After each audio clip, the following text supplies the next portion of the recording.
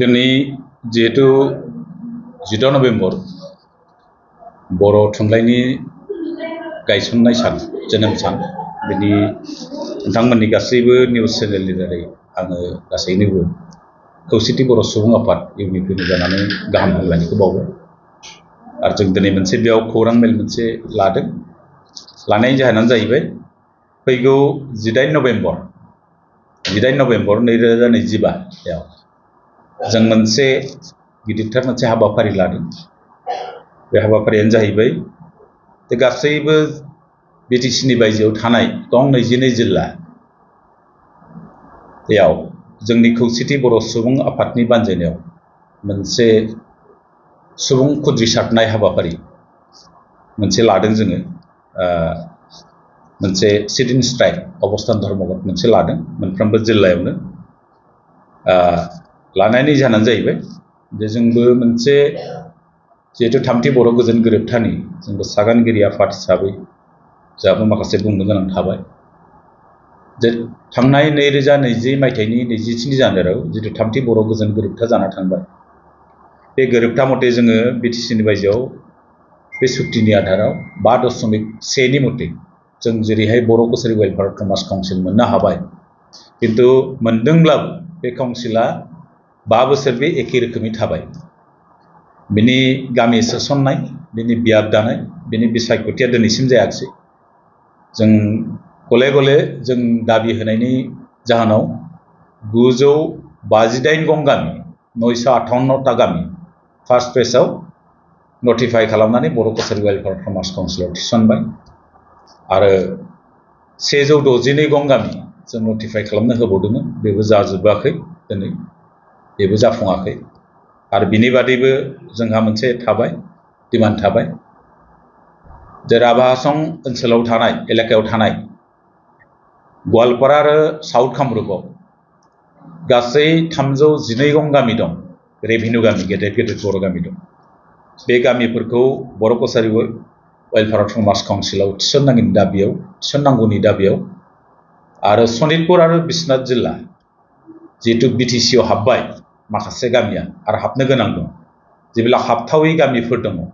बे गामिफोरखौ लानानै गामिफोरखौ जाहाथे बर' कसारी वेलफेयार कमार्स काउन्सिलाव थिसनजोबनानै बेनि बियाब दानानै बेखौ बिसायख'थि खुंनांगौनि दाबियाव जों फैगौ 18 नभेम्बराव मोनसे सिट इन स्ट्राइक अबस्थान धर्मघट मोनसे लादों जोङो आरो बिनि बादैबो जोंहा मोनसे दाबि दङ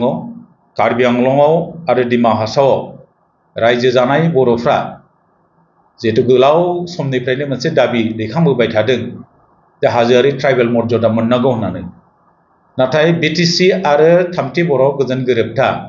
बे गोरोबथा मोननायाव जायगा मोननायनि उनावबो दिनैसिमबो कार्बि आंलंनि बर'फ्रा हाजोआरि ट्राइबेल मर्यादा मोनाखै बेफोरनि दाबियाव आरो बेजों लोगोसे बर' कसारी वेलफेयार कमार्स काउन्सिला जिहेतु मोनसे गेदेर मोनसे काउन्सिल आसामनि बिथोराव देरसिन मोनसे काउन्सिल स्टेट एक्टनि आन्दाराव बे धुबुरीनिफ्राय जागायनानै सदिया आरो बराक भेलियावबो बे गोसारनानै दङ नाथाय एफा गिदिर बे काउन्सिलाव 13.5 कौटि रांजों 10 लाखनि बांसिन सुबुंफोरखौ गोजोन होनो हानाया गोब्राब गतिके रायजो राजाया गोजोननाय बादि बे काउन्सिला खामानि मावनो हायाखै गतिके बिनि पुजिखौ बांहोनाय बेजों लोगोसे जों जिहेतु बिटिसिनि बायजोआवबो आलादा रायजो बा गुबुन गुबुन डिमान्डफ्राव गोबां आन्दोलन खालामबाय जोंनि जायगाफ्रावबो मुंख्लं जादों दुलाराय बर' फरायसा आफादनि सोमावसारनाय बड'फानि सोमावसारनायावबो मुंख्लं जादों बिएलटिनि सोमावसारनायावबो मुंख्लं जादों जोंनि बायजोआवबो एनडिएफबिनियावबो मुंख्लं जादों नाथाय बिटिसिआव 1500 कौटि मोनसे पेकेज हरबाय किन्तु बिटिसिनि बायजोनि रायजो राजाफोरनि जौगाथायनि थाखाय जोंनो गरसेबो स्पेसियेल पेकेज हरदिया जों बे स्पेसियेल पेकेजखौबो जों मोननो लुबैनायनि दाबियाव आरो बेजों लोगोसे जिहेतु आसाम टेट आरो सिटेट गोबां क्वालिफाइ जाना दं जोंनि बिकेडब्लिउसि एरियायाव बिटिसिनिफ्राय बेयाव साख्रि मावफैयो नाथाय गावसोरनि सुबिदा मथे ट्रेन्सफार जाना थाङो दा बुंनो थाङोबा 15 जननि बांसिन जोंनि धेमाजिनिफ्राय थांबाय 17 जन गवालपारानिफ्राय 17 जननि बांसिन थांबाय गुबुन गुबुन जिल्लाफोरनिफ्राय बिदिनो थांनानै गोबां फरायसालिफ्रावनो फोरोंगिरिनि आंखाल जाना थाबाय दा बेनिखायनो बुंदों जोङो जोंनि जायगानिनो फोरोंगिरि जायफ्रा क्वालिफाइ जाना दङ बिथांमोनखौ बे थिसननायनि दाबियाव आरो जिबिलाक भेन्सार स्कुल दङ बेफोरखौ प्रभिन्सियेलाइज खालामनाय जिहेतु सुक्तियावनो दं 6.3 दफा बे दफाखौ दिनैसिम सरकारा मावफुंजोबाखै बे दफा मथे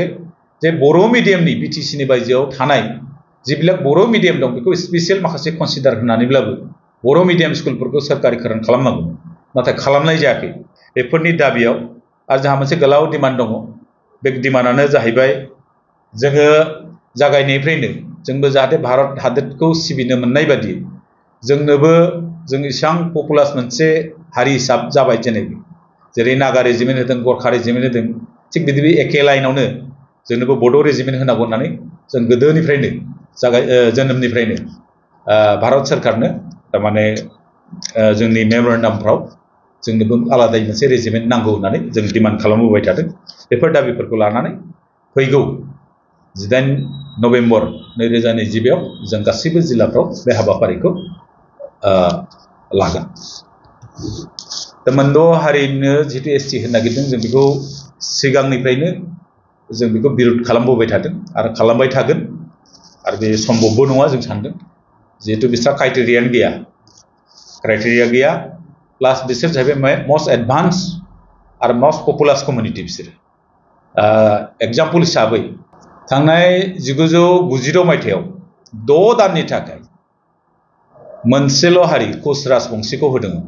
एसटि 6 दाननि थाखाय 6 दान होनायावनो जोंनि जिबिलाक एमएलए नि समस्ति बिथांमोना सेदोंमोन जेरै माजुलियाव करुणा दत्तआ देरहादोंमोन एसटि रिजार्भ खथायाव 6 दानाव थारमाने एसटि मोननायावनो आरो जेसेबांनाखि मेडिकेल कलेज जेसेबांनाखि इन्जिनियारिं कलेज इउनिभार्सिटि जिबिलाक एसटि नि 10% रिजार्भेसन